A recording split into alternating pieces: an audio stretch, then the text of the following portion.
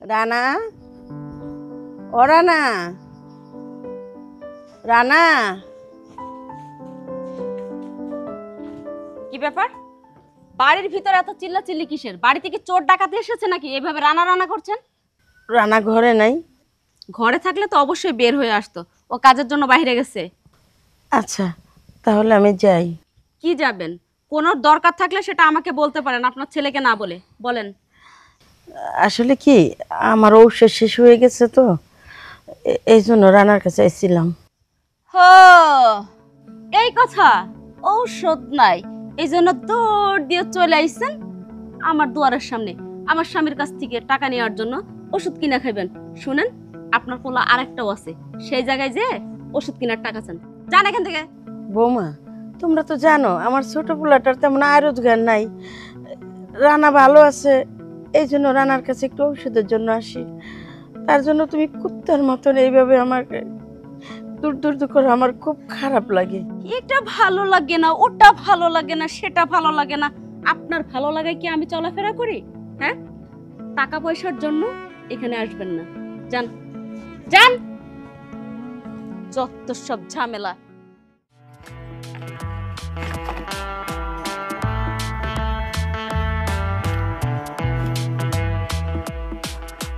আব্বা, আম্মা তুমি এনাইছো কে? একটু দরকার ছিল। দরকার কও। বড় বউর কাছে গেছিলাম, ওটা টাকার জন্য, ঔষধ নাই। অনেকগুলো কথা শুনাই দিল। আচ্ছা মা, আমি বুঝলাম না, তুমি তোমার বড় বউর কাছে যাও কি কারণ? তুমি যে কি কামাই করো, কয় টাকা কামাই করো, ওইটা তো আমি জানি। আর যাই নাও, তোমার কাছে চাইতে আমার খুব খারাপ লাগে। যার জন্য বড় ছেলের কাছে যাই, ওর তো মেলা কামাই করে, ভালো আছে, ভালো মন্দ খায়। ভাবলাম ওই যেতে যেতে একটু ঔষধ আনতে পারি, এই জন্য বাবা। তা তো আচ্ছা মা, আমি তোমার একটা কথা কই শোনো। বড় ভাইজানের ব্যবসা বাণিজ্য আছে, চাকরি বাকরি আছে, হ্যাঁ ভালো চলতেছে, ভালো খাইতেছে, খাক না। আচ্ছা তোমারই কি আমি কোনো কিছু কম দেই? আমার যতটুকু আছে বাজান, আমি তো এই দিয়ে করতেছি তো সব কিছু। আমার তোমার জন্য আমার কাছে যথেষ্ট ব্যবস্থা আছে, তুমি এটি নিয়ে চিন্তা করো না। আমি কাজ কাম শেষ করে বিকালে বাজার যামনি, যাইয়া তোমার কি কি ওষুধ লাগে আমার তো দিও, লিস্ট দিও, নাইলে ওই ওষুধের খাপগুলো দিও, আমি আইনে দিবনি, ঠিক আছে? আচ্ছা। ও এই হনু, আরেকটা কথা মা, সকালে খাওয়া দাওয়া করছো? না। ওই যে দেখো, ওষুধ তো খাও নাই, সকালে খাবারটাও খাও নাই, তা তুমি সুস্থ রইবা কেমনে? আচ্ছা তুমি বাড়ি যাও, তোমার বৌমার কাছে যাই কগা ভাতের কথা, ও ভাত দিবনি, ভাত খাও, আমি ওষুধ আইনা দিতেছি বিকাল। বাবা, তাহলে তুমি তাড়াতাড়ি আইও, আর ঔষধও তাড়াতাড়ি আইনা দিও। আর আচ্ছা আমি যাইয়া বউর মাঝে কিছু খাই না মনে। আচ্ছা যাও, আমার কাজ শেষ, পরে অল্প একটু বাকি আছে, কাজটা শেষ করে আমি যাইতেছি বাবা। আচ্ছা। যাও, খাওয়া দাওয়া করবো না, ওষুধ খাইবো না, আগে থাকতে কইবো না ওষুধ শেষ হয়েছে, অহনে অনহারে ওষুধ আইনা দাও। ও ভাইজান, হ্যাঁ একটু দাঁড়াও, তোমার সাথে দরকারি কথা ছিল আমার। কি দরকার আবার? ওই একটু জরুরি কাজ কথা ছিল। আসুন, এগুলো পর শোনার সময় নেই আমার, এগুলো আমি পরে শুনবো। ভাই খুব দরকারি বিষয়। আর পরে শুনবো বললাম তো, পরে শুনবো, এখন সময় নাই শোনার। আর ভাই শুনে গেলে ভালো হইতো, দেখো। আর পরে ডাক দিয়ে নিমু তোরে, তারপর একটা ভাই কাজে আমার, ব্যস্ততা দেখাচ্ছি। আজকে তুমি চাকরি হয়েছে দেখা, তোমার একটু টাকা পয়সা হয়েছে দেখা, তুমি আমারে চিনো না। চিনবা চিনবা ভাই, চিনবা একদিন।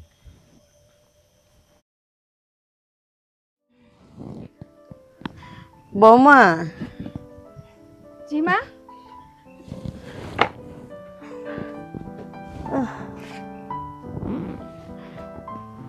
কিছু খাওয়ানোর আছে?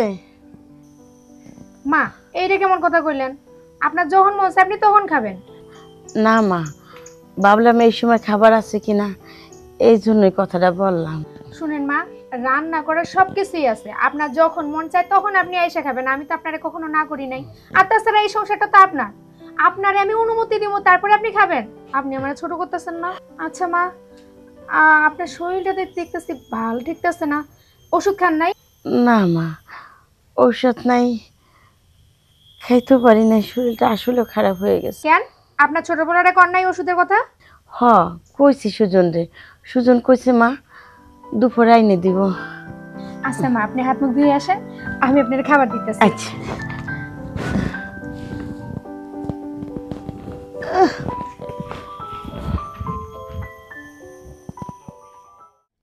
তোমার তো কোনো চিন্তা ভাবনাই নাই, যত চিন্তা ভাবনা সব আমার ভিতরে আছে। কি হলো আবার? কি হয়নি সেটা বলো। তোমার মার আজকে ওষুধ নাই, আজকে শাড়ি নাই, আজকে এটা নাই সেটা নাই।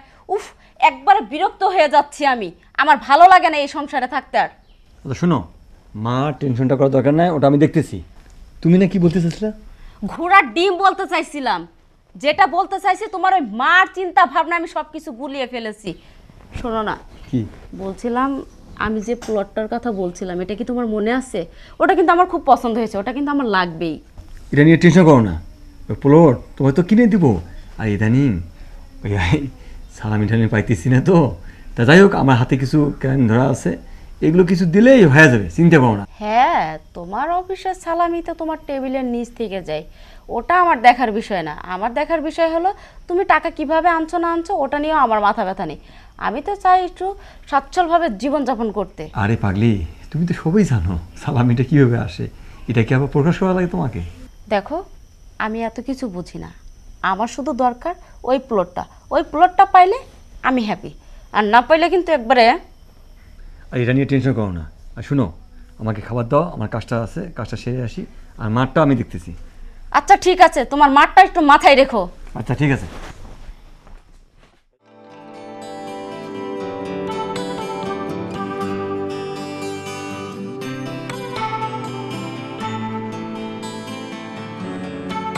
গাছটার ভিতরে কত নোংরা হয়ে গেছে, পরিষ্কারও করার সময় থাকে না।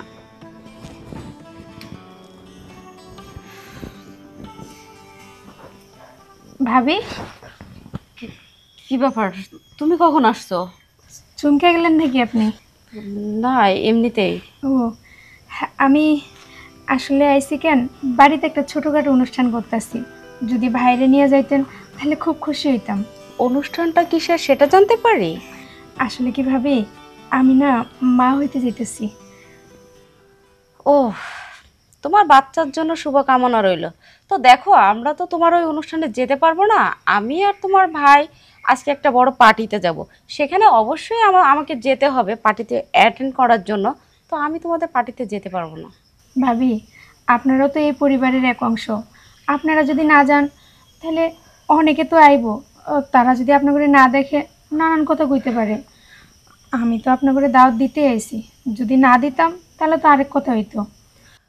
দেখো ছোট, তুমি এখন আসছো বলতে, কিন্তু আমরা পার্টিটাতে যাব সেই কথা হয়েছে আরো 1 সপ্তাহ আগে। তুমি তো আরো আগে আসতে পারতো, তুমি এখন কেন আসছো? ভাবি, 2 দিন আগে ডাক্তার জানাইছে যে আমি মা হইতে যেতেছি।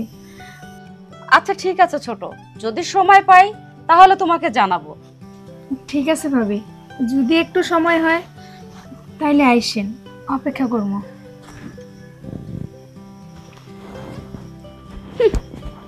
ছোট লোকের স্বপ্ন, আবার বাবু নিছে, সেইটার জন্য খানা পিনা করছে, সেই দাওয়াত দিতে আসছে। ওর দাওয়াতে আমি যাব? অসম্ভব।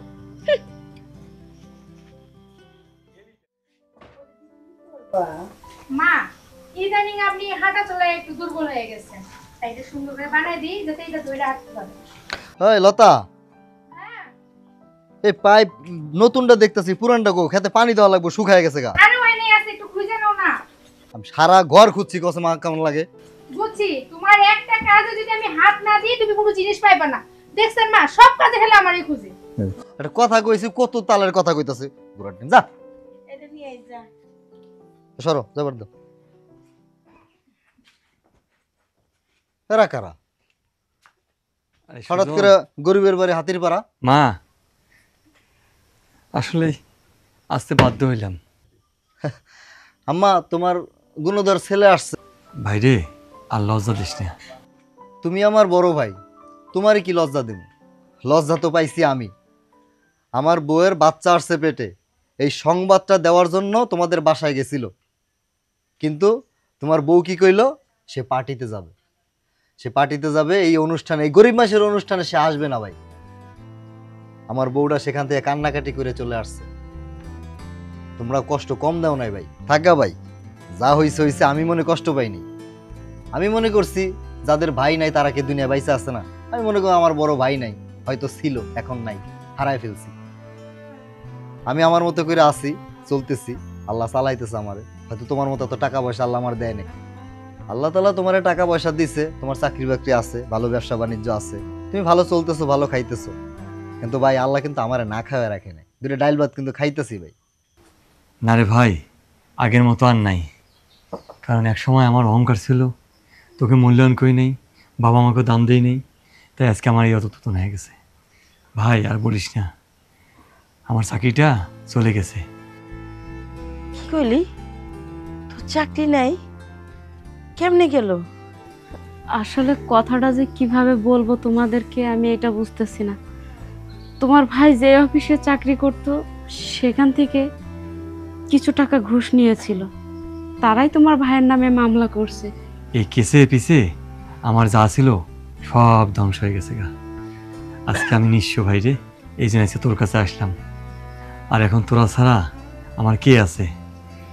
আমি আগেই জানতাম পাপ করলে কখনো মানুষ বাঁচতে পারে না। তোরা পাপ করছো আর তার ভোগ অহন বোঝ। শোন বাবা, সৎ পথে এক মুঠ ভাত লবণ দিয়েও ভালো, আর অসৎ পথের গোস পোলাও ভালো না। দেখ কে কষ্ট করে, তুই করিস, আর মাঝখান থেকে আমার মান ইজ্জত সব শেষ করলি। আমাকে মাফ করে দিও মা, আর এই ধরনের হবে না। ভাই তোমার এই ঘটনাটা শুনে আমি কিন্তু খুব কষ্ট পাইলাম। তবে কি জানো, এই কিছুদিন আগে থেকেই আমি এই কথাগুলো কানা ঘোষা শুনছিলাম মানুষের কাছে। আর সেদিন যে তোমার ডাক দিছিলাম না, যে তোমার ভাই একটু কথা আছে, জরুরি কথা শুনে যাও, তুমি আমার কথাটা শুনলা না ভাই। এই কথাগুলো আমি তোমার বলতে গেছিলাম।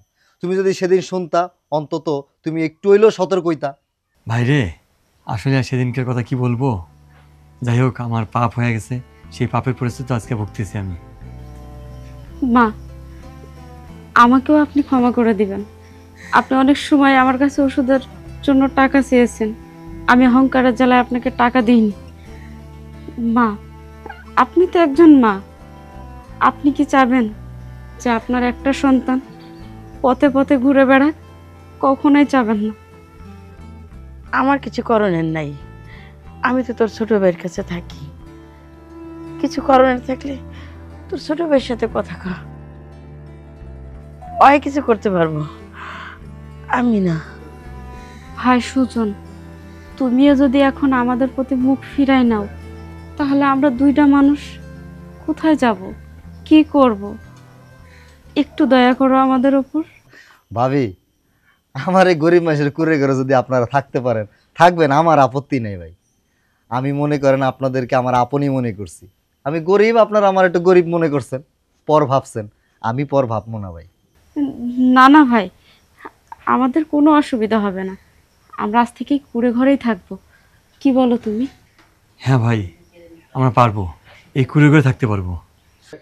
আজ আমার ভাই বিপদে পড়ছে দেখে যে আমি আমার বাইরে ফালায় দেবো, এমন অমানুষ ভাবি আমি না। তবে একটা কথা ভাবি, ভাইজান যদি আমার সাথে থাকে, তাহলে আমি ক্ষেত খামারে কাজ করি, আমার যদি একটু সহযোগিতা করে, তাইলে হয়তো আমি রাখতে পারবো।